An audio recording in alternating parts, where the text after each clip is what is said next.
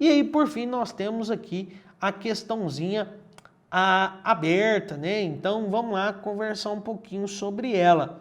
Fechou? Vamos lá. Vamos ao enunciado, né?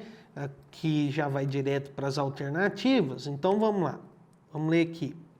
Quanto ao amor próprio, o egoísmo, então, o eu, né?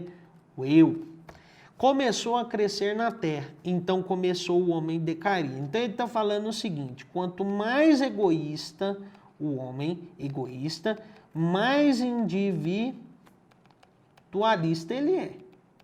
E ele sendo individualista, portanto, ele deixa o ego sempre falar mais alto.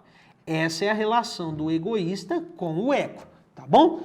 Quando a humanidade começou a brigar sobre terra, então ele está falando sobre a famosa propriedade privada,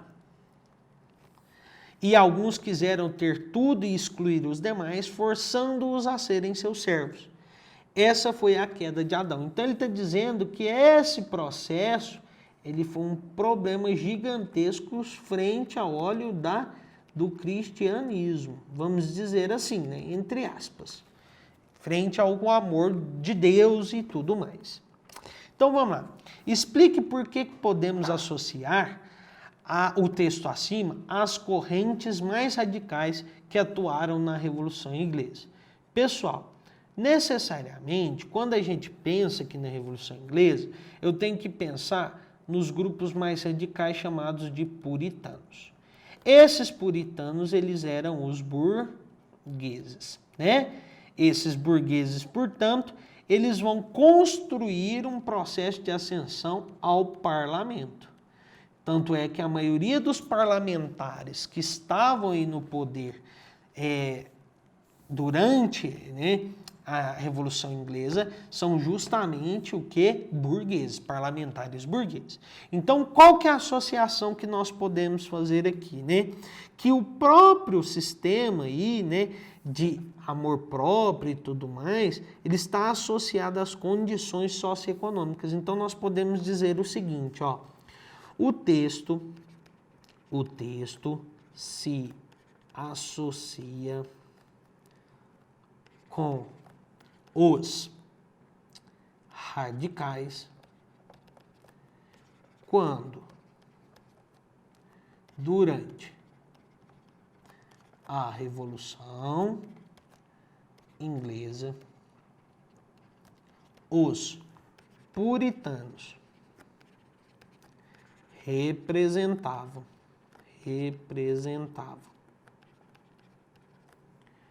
o parlamento e os grandes acumuladores de riqueza. Sendo assim, a propriedade privada constrói o egoísmo, entre aspas, o egoísmo do texto, levando o homem à queda de Adão.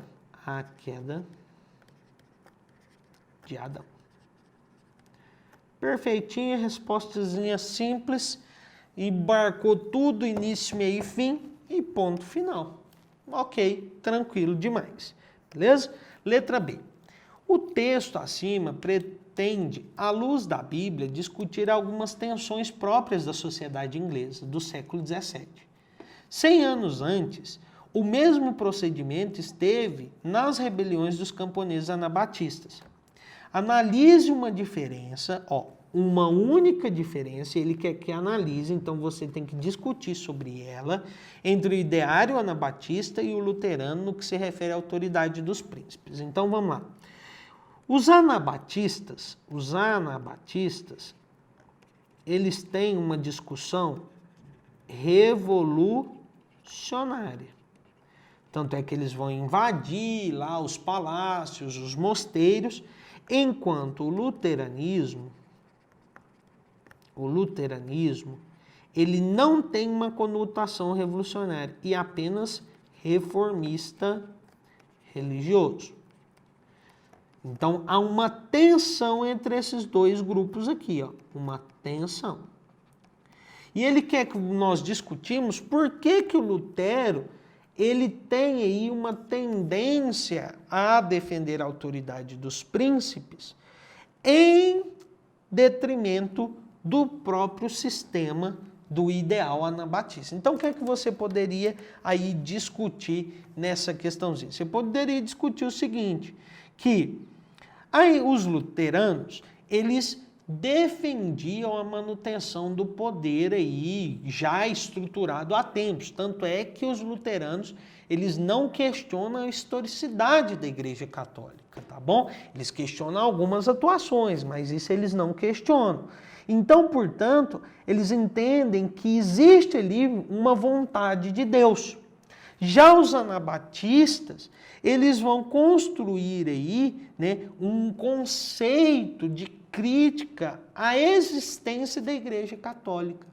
Então, portanto, como eu poderia pensar a respeito disso? Que a autoridade dos príncipes, assim como a autoridade da Igreja, não era negada pelo Lutero.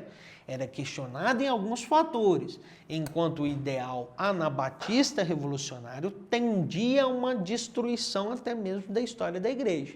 Portanto, você conseguiria aí chegar ao resultado final da nossa questãozinha. Fechou? Então, pessoal, grande abraço para você, fique em paz, tamo junto e que a força esteja com você.